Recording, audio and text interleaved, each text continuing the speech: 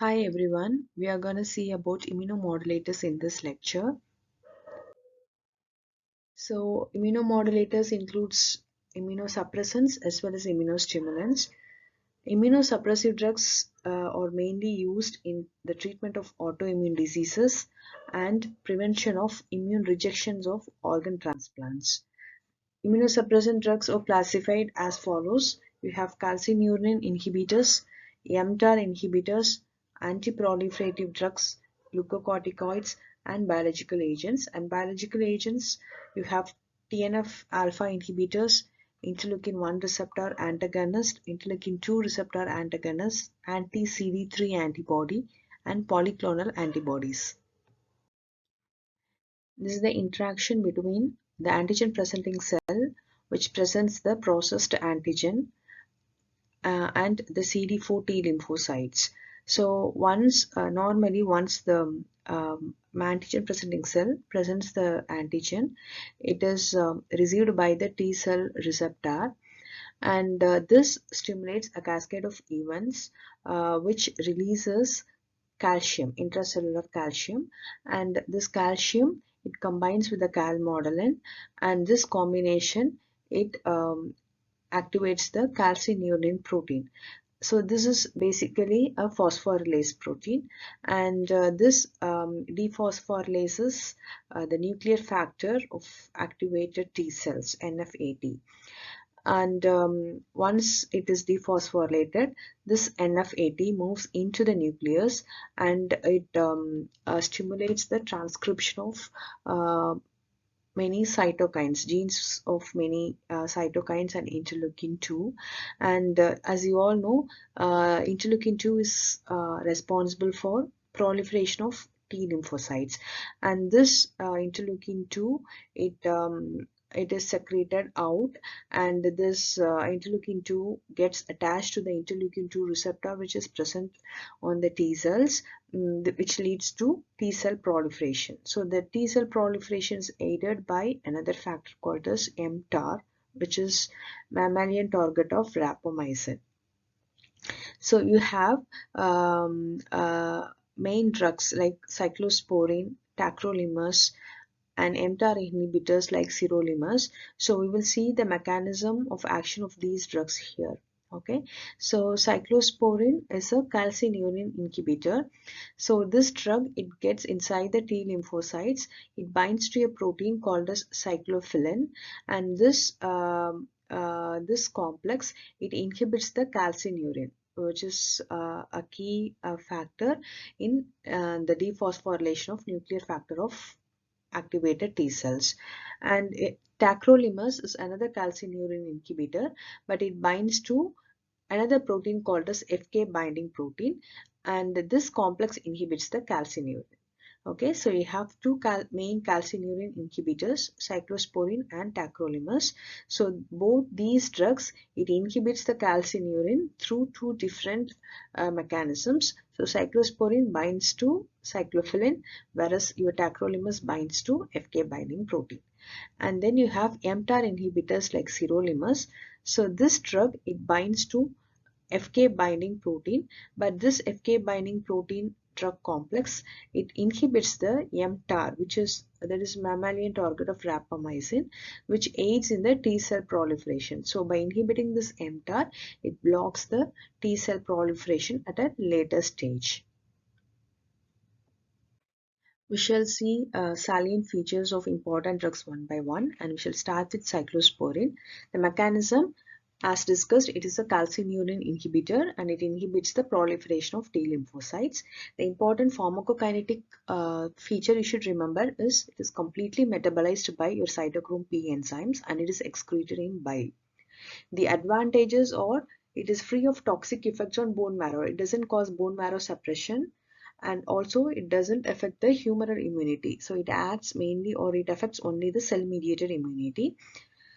The main application of cyclosporine is in organ transplantation as prophylaxis of graft rejection. Also, it is used as second line drug in many autoimmune diseases as well. So the adverse reaction, nephrotoxicity is the most important adverse reaction of cyclosporine. It also causes hypertension, hyperlipidemia, hypertrichosis, gum hypertrophy, increased susceptibility to infection, leukopenia, thrombocytopenia, and it may lead to development of lymphomas by Epstein-Barr viruses. So the nephrotoxicity is the main adverse reaction you should all remember. And drug interactions, of course, it interacts with other nephrotoxic drugs, and since it is metabolized by cytochrome P3A4 enzyme, those drugs which inhibits and induce this enzyme interacts with cyclosporine.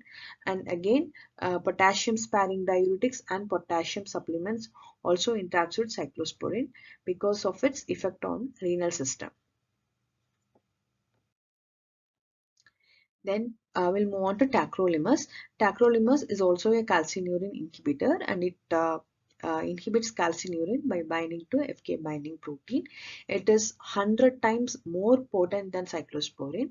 The adverse drug reaction profile is very similar to cyclosporine, and here also the nephrotoxicity is an important adverse drug reaction. And application, like cyclosporine, it is used in organ transplantation and also in Crohn's disease, and topically it is used in the management of atopic dermatitis. We'll move on to mTOR inhibitors. You have sirolimus. It is earlier named as rapamycin. It inhibits T cell proliferation by binding to FK binding protein and inhibiting mTOR.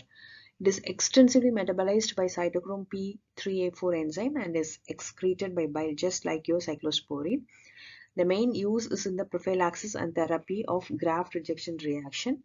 And sirolimus coated stents, they are used in coronary stent surgeries to reduce coronary artery restenosis because it inhibits the proliferation of endothelium.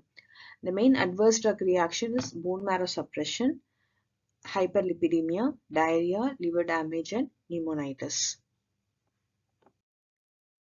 Then you have everolimus. It is a congener of sirolimus. It is better absorbed orally, so it has more consistent bioavailability. The uses are similar to your sirolimus. It is used in transplant rejections. And temsirolimus, it is an ester analog of sirolimus. The main use is in advanced renal cell carcinoma and refractory mantle cell lymphoma. The next group of drugs or anti-proliferative drugs or cytotoxic immunosuppressants. So you will be studying in detail about the mechanism, adverse drug reaction profile about these group of drugs in cancer chemotherapy. So here we will be highlighting only important points with respect to immunomodulation.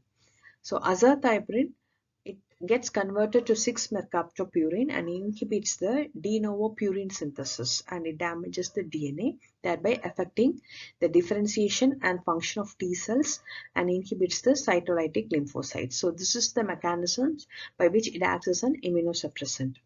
It is used along with cyclosporine as a second-line drug in prophylaxis of graft rejection and autoimmune diseases like progressive rheumatoid arthritis, inflammatory bowel diseases, and it is used along with corticosteroid in the management of vitiligo.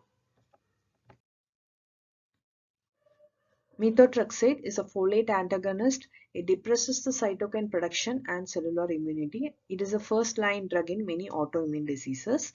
Then cyclophosphamide, it has more marked effect on B cells and humoral immunity. So it mainly affects the humoral immunity. So it is used in bone marrow transplantation especially.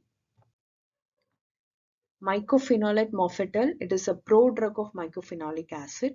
It selectively inhibits the inosine monophosphate dehydrogenase, and it prevents de novo synthesis of guanosine nucleotides in T and B lymphocytes. Thereby, it affects the lymphocyte proliferation, antibody production, and cell-mediated immunity. So it affects both humoral and cell-mediated immunity. It is used as an add-on drug to cyclosporine and glucocorticoid in renal transplantation.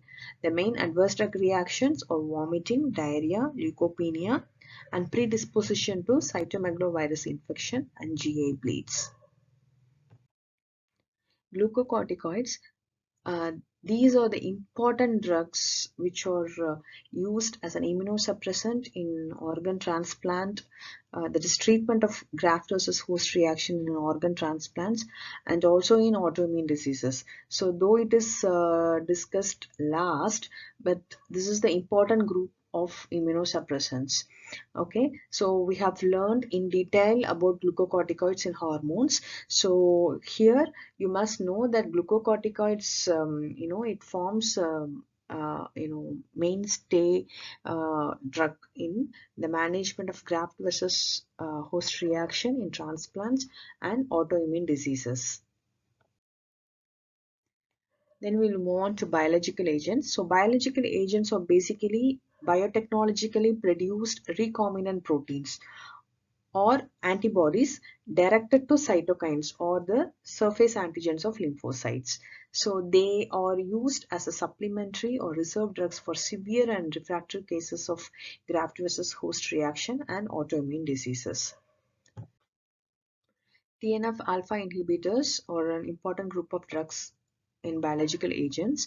You have etanercept, infliximab, adalimumab. Etanercept is a fusion protein of TNF receptor and Fc portion of human immunoglobulin. And infliximab and adalimumab, they are monoclonal antibodies. Their main uses are in refractory rheumatoid arthritis, inflammatory bowel diseases, psoriasis, and ankylosing spondylitis. Then you have interleukin-1 receptor antagonist anakinra. It is a recombinant human IL-1 receptor antagonist which is used in refractory rheumatoid arthritis. IL-2 receptor antagonist, you have two monoclonal antibodies, daclizumab and basiliximab. So these are all anti-CD5, CD25 antibody. So this binds to and acts as an interleukin-2 receptor antagonist. Their main uses are in prophylaxis of renal and other transplant rejection reactions. The adverse drug reaction profile includes anaphylaxis, opportunistic infections, peripheral edema, fever, headache, and dyspnea. Muromonab is an anti-CD3 antibody. This is used in acute transplant rejection reaction, especially in steroid-resistant cases. So since it is a murine monoclonal antibody, it produces antibodies against mouse protein. So subsequent doses of this drug uh, cannot be given because these antibodies will neutralize the drug. Cytokine release syndrome is an important adverse effect of this monoclonal antibody.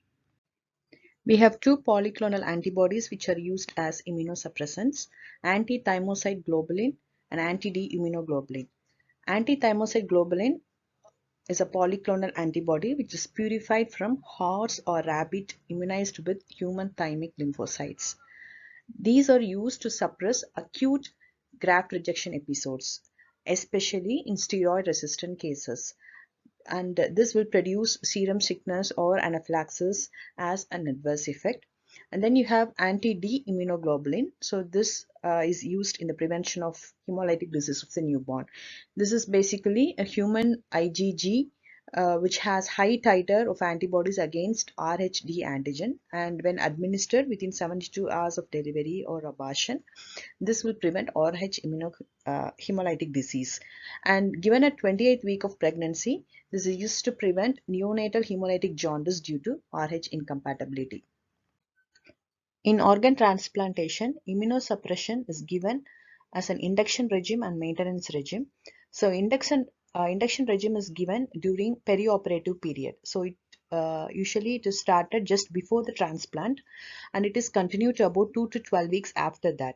So the main combination of the drugs used are cyclosporine or tacrolimus or sirolimus combined with prednisolone and MMF or azathioprine, and an alternative combination of drugs are sirolimus with prednisolone and MMF. And maintenance regime, so the same drugs in a reduced dosage which is given for a lifelong duration. And during acute episodes of rejection, so usually steroids are used and they are given as pulse therapy. So methylprednisolone 0.5 to 1 grams IV given daily for 3 to 5 days.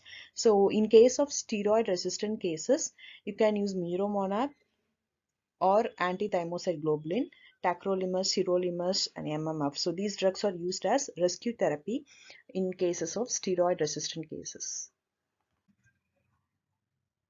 Adverse effects of immunosuppression. As you all know, there is always increased risk of bacterial, fungal, viral, and opportunistic infection, and there is a risk of development of lymphomas and related malignancies.